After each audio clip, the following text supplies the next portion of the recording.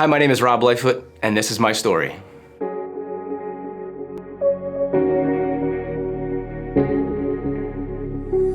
I grew up in Marlton, New Jersey. I have a sister, mom and dad, and we never really went to church. We only went 2 or 3 times a year because my dad grew up in the tradition here in Philadelphia of the Mummers Parade. So our Sundays were really taken up to get ready for the big 4.5 minutes that we perform on New Year's Day. So church really just wasn't a part of our weekend. My dad, he grew up in it, and then obviously our whole family just sort of assumed to it, and I've now been in it since I was 9 years old.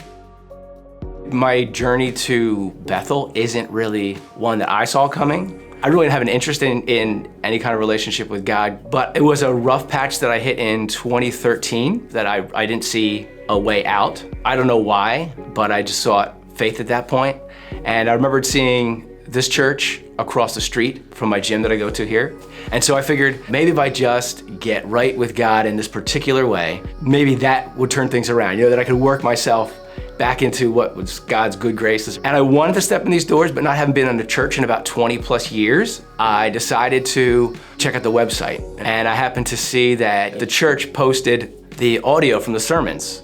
So I listened to this one particular sermon by this guy named Rob Tarnovisky. It said, "New year, new opportunity," which was right in line with what I needed at that time. And so I remember emailing Pastor Rob that night, and I owned up to the fact that I don't go to church. I said, look, I haven't been in a church in 20 years. I know that's not a good thing. I'm not a member of your congregation. I just spilled all the beans, put it out there. But I just want to let you know, your message meant a lot to me. Little did I know, Rob would email me the next morning, told me that Bethel is even better when experienced with other people. And it was his line at the end that sort of got me in the door. He said, "I'm praying for you and your family during this time." It was that line that kind of said, all right, this is a little, I gotta see what this church thing's about. And I stepped in the doors here, scared to death, on February 3rd, 2013. I decided to race in the doors and go as far away from stage as possible, up top to that first deck. And I met with my friend that night. I said, "You're not gonna believe where I went today." And I said, I went to church. He said, "I think you're losing it." And I said, "Yeah," I said, "but I think I kind of liked it." I then just started coming back and back and back.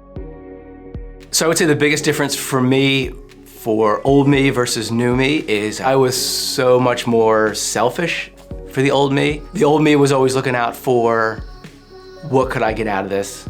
How's the situation gonna benefit me? The transition now has been the idea of helping others, wanting to serve. It's not all about me. The other change has been that I don't have to figure everything out on my own. I know I've got God at home. I can go to him at the gym. I can go to him wherever it is for any kind of issue that I'm struggling with, and I know he's there.